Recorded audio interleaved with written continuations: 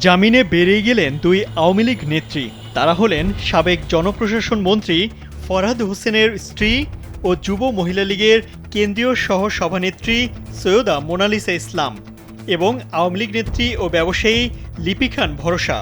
সোমবার হাইকোর্ট থেকে জামিন পান তারা। বিচারপতি মোহাম্মদ ইকবাল কবির ও বিচারপতি দেবাশিস রায় চৌধুরীর হাইকোর্ট বেঞ্চ এ আদেশ দেন। জানা যায়, বৈষম্য বিরোধী ছাত্র আন্দোলনের ঘটনায় দায়ের করা এক মামলায় ১৬ ফেব্রুয়ারি রাতে ঢাকার ইস্কাটন এলাকা থেকে মোনালিসা ইসলামকে আটক করে পুলিশ।